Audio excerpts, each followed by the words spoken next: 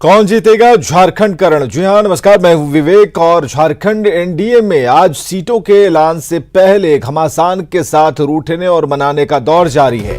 BJP के सहयोगी दल आजसू और एलजेपी की सीट बंटवारे से नाराजगी सामने आ रही है। सूत्र कह रहे हैं कि बीजेपी आजसू को 9 सीटें देने को तैयार है। लोहरदगा और चंदन क्यारी सीट के बदले दूसरी सीट देने का ऑफर है। पिछली बार आजसू ने 8 सीट पर चुनाव लड़ा था, जो 9 सीटें आजसू को बीजेपी की तरफ से ऑफर की गई हैं। उनमें सिल्ली, रामगढ़, जुगसलाई, बड़कागांव, तमाड़, पाकुड़, हुसैनाबाद, डुमरी और गोमिया शामिल है। हालांकि आजसू ने 11 सीटों की मांग की है। सूत्र कह रहे हैं कि बीजेपी आज 40 उम्मीदवारों की पहली सूची जारी कर सकती है। इससे पहले बीजेपी की नजर आजसू के संसदीय बोर्ड की बैठक पर है, जिसमें सीट और गठबंधन को लेकर क्या कुछ फैसला होता है, इस पर नजरें बनी हुई हैं। एलजेपी भी जरमुंडी सीट को लेकर अड़ी है। चिराग पासवान ने साफ किया है कि अगर सीटों पर बात नहीं बनी तो उनकी पार्टी अकेले ही चुनाव मैदान में उतर सकती है। तो आज बड़ा दिन है, बड़ा दिन इस नजरिए से क्योंकि आज बीजेपी की निगाहें टिकी हुई हैं, खासकर आजसू की जो बैठक होने वाली है उस बात को लेकर कि किन सीटों पर अपनी दावेदारी को और प्रबल किया जाए, और जो नंबर्स हैं उसमें इजाफा होता यहां पर दिख रहा है। आजसू के भीतर खाने से जो खबर है कि अब 8, 9 नहीं 11 सीटों पर चुनाव लड़ेंगे। हालांकि बीजेपी ने जिन 9 सीटों की बात की है कि आप 9 सीटों पर चुनाव लड़ें, वो बिल्कुल खाका तैयार है। हालांकि कुछ बैठकें होंगी, चर्चा होगी, आपसी तालमेल और बातचीत होगी, उसके बाद ये भी क्लियर हो जाएगा। बीजेपी ने स्पष्ट किया है मंशा अपनी, जिसमें 9 सीटें आजसू को देने की बात की गई है। 2014 में 8 सीटों पर आजसू ने इलेक्शन लड़ा था। लोहरदगा और चंदन क्यारी बीजेपी चाहती है, आजसू इन दिनों सीटों को छोड़ने को तैयार नहीं है। जीत यहीं पर इन 2 सीटों पर कायम है। और सीटों का बंटवारा कैसे हुआ था 2014 के इलेक्शन में, ये हम आपको बता पा रहे हैं। और फिलहाल जो आजसू को ऑफर की गई सीटें हैं, उस सीट को भी हम दिखा रहे हैं कि आजसू को किन किन सीटों पर इलेक्शन लड़ने के लिए बीजेपी ने कहा है। बीजेपी की तरफ से कहा गया है कि आप इन सीटों पर चुनाव लड़ें, और इस सीटों पर अगर आप चुनाव लड़ेंगे तो बेहतर रिजल्ट मिल सकते हैं। और इधर संसदीय बोर्ड की बैठक से पहले आजसू ने साफ किया है कि इस बार रिश्ता मजबूरी का नहीं, मजबूती का होगा। बीजेपी सोर्सेस से जो जानकारी मिली है, आपको 9 सीटें देने को तैयार है बीजेपी, लेकिन 2 सीटें जो आप बदलना नहीं चाहते हैं, लोहरदगा और चंदन क्यारी की सीट, उसको लेकर बीजेपी आपकी बात मानने को तैयार नहीं। बीच का रास्ता क्या है? आज पार्लियामेंट्री बोर्ड की बैठक है, हम इन तमाम परिस्थितियों पर विचार करेंगे, लेकिन स्पष्ट है कि इस बार हम मजबूती के साथ लड़ेंगे, कोई मजबूरी के साथ नहीं। डबल डिजिट का जो आपने कहा था, संकेत दिया था कि डबल डिजिट विधानसभा में हम चाहते हैं कि आपके विधायकों की संख्या हो, तो बीजेपी कैसे आपके मंसूबों को पूरा करेगी? सिंगल डिजिट की बात कर रही है। मेरे मंसूबे से ज्यादा झारखंड की जो उम्मीद और आकांक्षा है, उनके मंसूबों को पूरा करना है। हम लोगों ने राष्ट्रीय नेतृत्व में कहा है 65 पार, तो केवल बड़े भैया के भरोसे तो 65 पार होना नहीं है, छोटे भाई को भी जम के खेती करना पड़ेगा, और इसलिए हम लोग जम के खेती करेंगे और पूरा मजबूती के साथ सहयोग करेंगे। पिछली बार 8 सीटों पर लड़े थे, कितनी सीटें इस बार दावेदारी की हैं? मजबूरी के साथ रिश्ता नहीं बनता ना, मजबूती के साथ रिश्ता बनाना है। इतना बता दीजिए कि दावेदारी है डबल डिजिट की है। निश्चित तौर पर डबल डिजिट में जाएंगे। तो राजनीतिक संभावनाओं और कयासों का खेल जारी है। एक नजर डालते हैं इस संभावना पर कि अगर बीजेपी और आजसू में गठबंधन नहीं होता है और दोनों दल अलग अलग चुनाव लड़ते हैं, तो दोनों दलों की संभावनाओं पर क्या कुछ असर पड़ सकता है, उनकी हेल्थ पर क्या असर पड़ेगा। तो अगर गठबंधन नहीं होते हैं तो क्या कुछ हो सकता है? वोट बैंक का बिखराव हो जाएगा। चुनौती इस बात की होगी बीजेपी की तरफ से, आजसू की तरफ से भी, कि अपने अपने आधार को मजबूत किया जाए और जो वोट बिखरने वाले हैं उन्हें संतुलित रखा जाए। 65+ के मिशन पर असर पड़ेगा, बीजेपी ने जो सोच रखा है।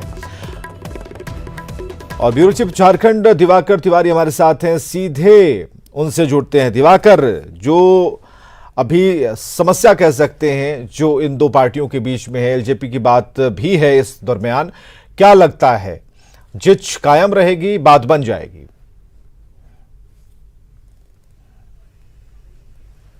देखिए, इसी वजह से जो आजसू है वो संसदीय बोर्ड की बैठक बुलाई है और कुछ ही मिनटों में बैठक शुरू हो जाएगी। अभी इस वक्त हम सुदेश महतो के रांची स्थित आवास पर मौजूद है। हालांकि सुदेश महतो यहाँ मौजूद नहीं है, वो सीधे जो उनका हरमू स्थित कार्यालय है आजसू पार्टी का, वहां पहुंचेंगे। आजसू और बीजेपी के बीच जो सीट शेयरिंग को लेकर बातचीत चल रही थी और कल जो आजसू प्रमुख सुदेश महतो वापस लौटे, वो अपने रुख पर कायम हैं और वो चाहते हैं कि चंदन क्यारी और लोहरदगा सीट जो बीजेपी दावेदारी कर रही है और बीजेपी इस पर उम्मीदवार उतारने के मूड में है, वो चाहती है कि आजसू इन दोनों सीटों को बदले। इन सीटों को अगर आजसू बदलती है तो बात आगे बढ़ेगी, यानी सीटों की संख्या पर कंप्रोमाइज हो सकता है। यानी कि जो आजसू की सीट संख्या 2014 में 8 सीटें थी, वो बढ़कर हो सकता है कि 9 और 10 हो जाए। लेकिन आजसू ने जब आखिरी दौर की बातचीत की, उसमें भी कहा कि हम 11 से कम आने को तैयार नहीं है। तो अब देखने वाली बात है कि बीच का रास्ता क्या हो सकता है। उधर बीजेपी अपनी उम्मीदवारों की पहली सूची जारी करनी है। बीजेपी इंतजार कर रही है कि आजसू का रुख क्या होता है। आजसू संसदीय बोर्ड की बैठक होगी, उसमें सिरे से विचार किया जाएगा और जो मौजूदा परिस्थितियां हैं, बीजेपी से जो कुछ बातचीत हुई है, जो आजसू प्रमुख सुदेश महतो हैं, संसदीय बोर्ड के सदस्यों को अवगत कराएंगे। तो अब देखने वाली बात है कि आजसू मजबूर होती है बीजेपी के सामने या बीजेपी को मजबूर होना पड़ता है आजसू के सामने, क्योंकि लोहरदगा की जो सीट है वो नाक की लड़ाई हो गई है।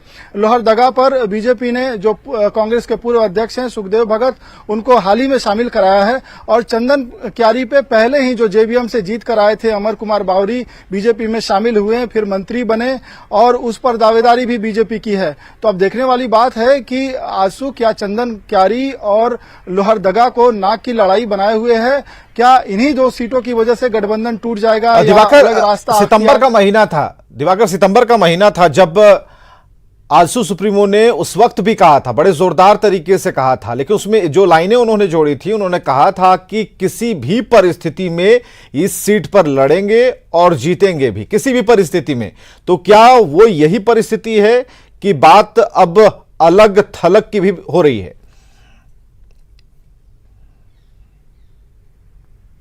देखिए, दो सीटों की बात करें, चंदन क्यारी या लोहरदगा। चंदन क्यारी पर किसी वजह से आजसू तैयार हो सकती है, लेकिन लोहरदगा पे लगातार जीत बरकरार है। लोहरदगा के जो नेता हैं कमल किशोर भगत, ये माना जाता है कि सुदेश महतो के साथ फाउंडिंग मेंबर हैं आजसू के, और वो किसी भी कीमत पर वो सीट छोड़ना नहीं चाहती है।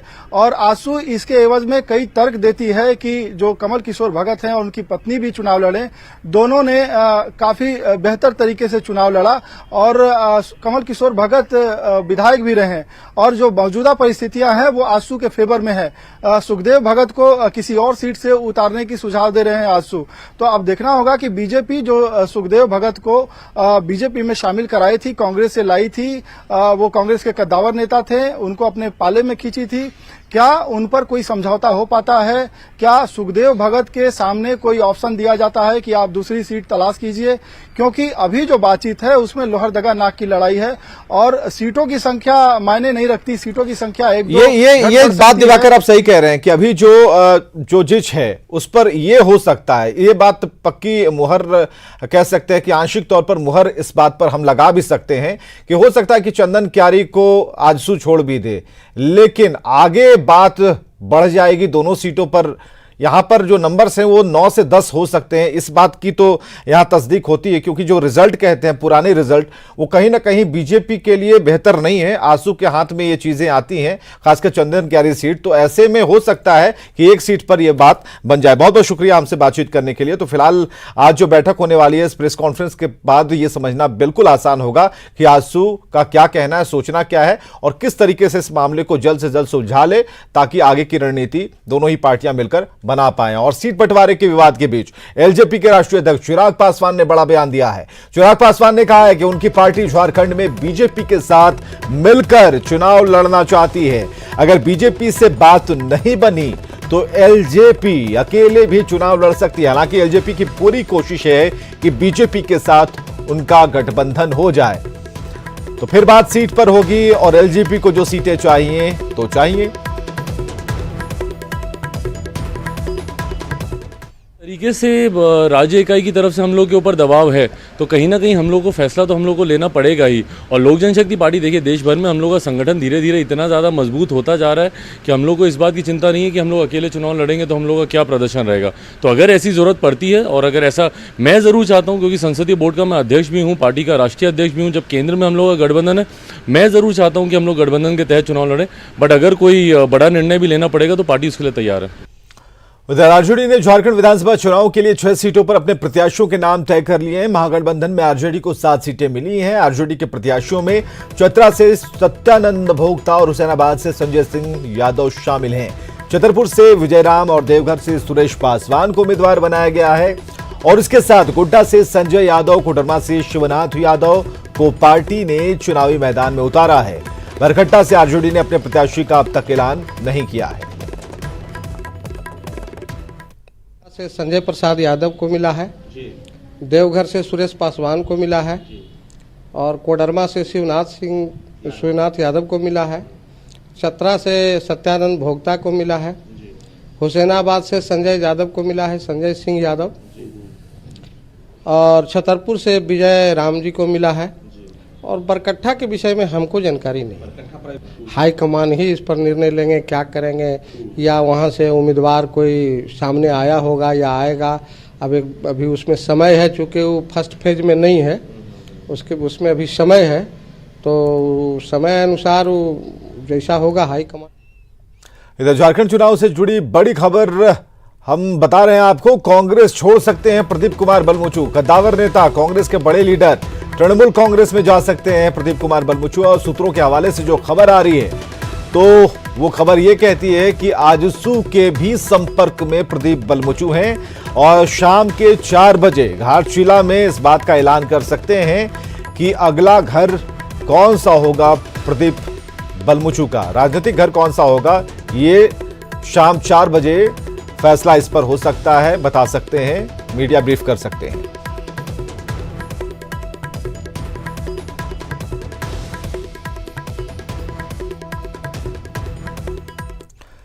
और अब बात झारखंड चुनाव से पहले रघुवर दास को मिले रामबाण की।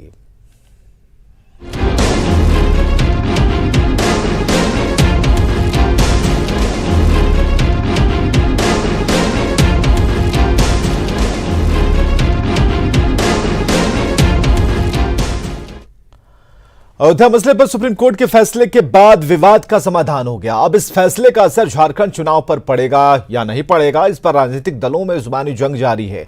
सुप्रीम कोर्ट के फैसले के बाद सीएम रघुवर दास ने इसका असर झारखंड विधानसभा के चुनाव पर पड़ने की संभावना जताई थी।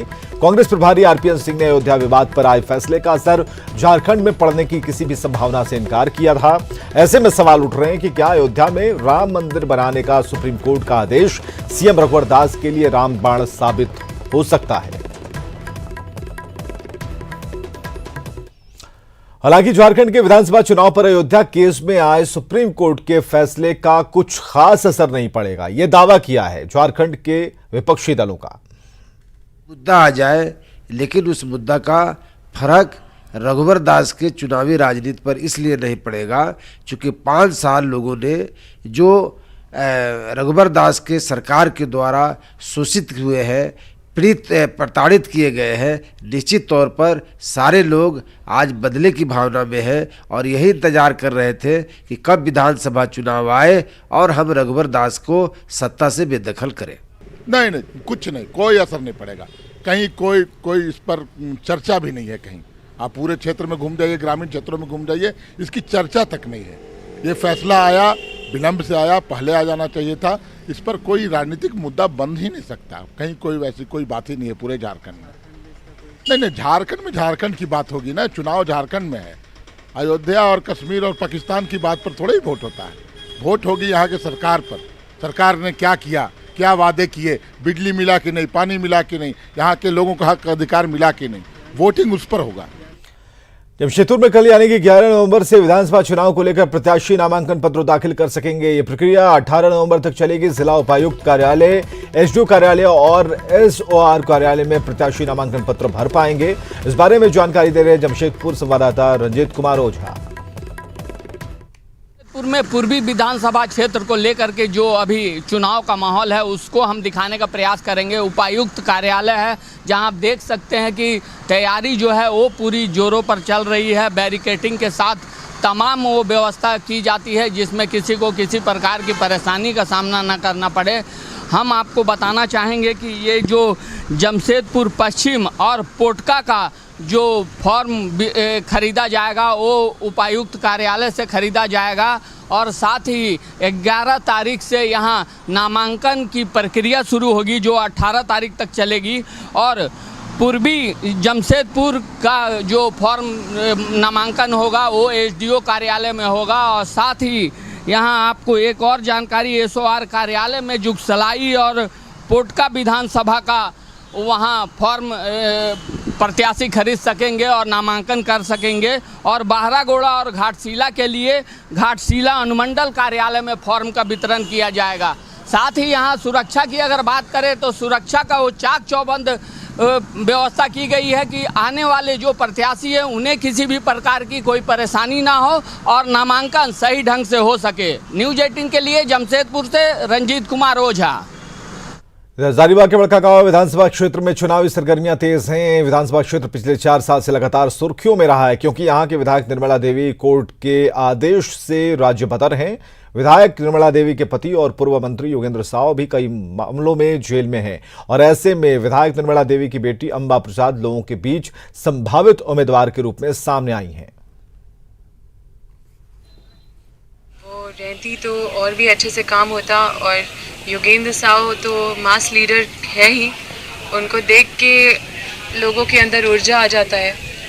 जब उनका डेट रहता है तो लोग इतने भारी पैमाने में जाते हैं उनसे मिलने और पूरा चार्ज होके आते हैं। तो हम कुछ भी नहीं दिए हैं कार्यकर्ता को, सिवाय हम बस अपनापन दिए हैं, प्यार दिए हैं, मान सम्मान दिए हैं और हमारे पास देने के लिए कुछ नहीं है। तो उसमें ही काफ़ी हम भारी पड़ रहे हैं।